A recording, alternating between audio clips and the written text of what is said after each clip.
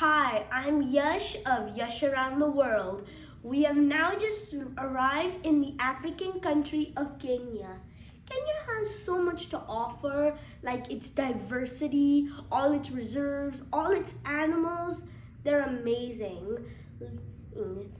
Many cities like Nairobi have reserves that are good for animals and people can see them.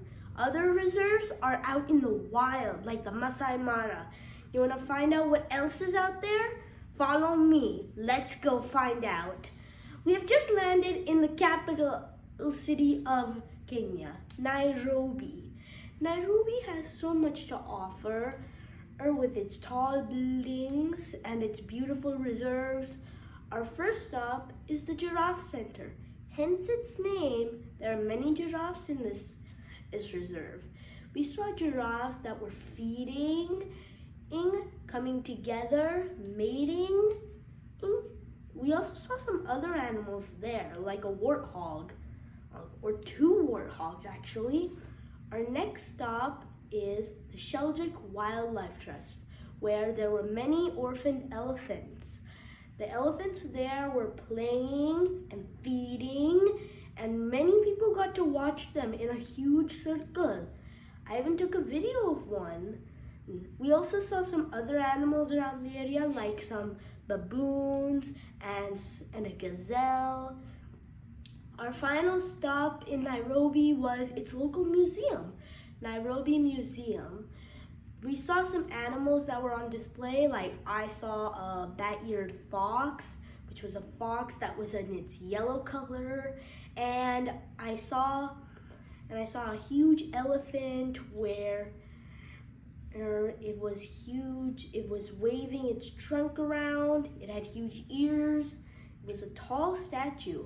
Also within the museum, there was a snake park where lots of snakes from all over Kenya and Africa were on display, like the deadly snake, the black mamba, or the green mamba, or even the boom slang. Well, there were many other snakes in there, like a python, cobras, vipers, all sorts of snakes that were within Kenya, Nairobi, and other parts of Africa itself. We went back to the Nairobi hotel. We had a good night's rest, and then the next morning we got up and were ready to go to the Masai Mara. We had a good breakfast. We met our driver, and he said it was a 5-hour drive. I slept for most of the way because I did not like the idea of going for a very, very long drive. So I slept most of the way, and then by the time we got there, I woke up. We were at the gate to the reserve.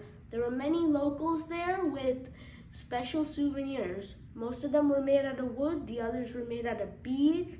I got a wooden zebra and a giraffe.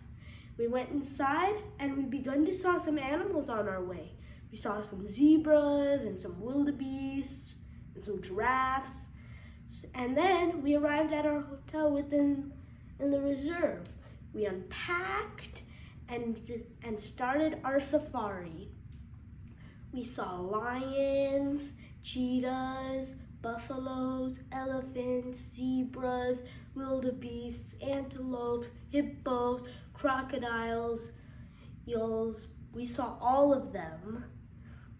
They were amazing. We spent a couple days there, and then we went to Old Pajeta, which was a wildlife sanctuary for rhinos and chimpanzees.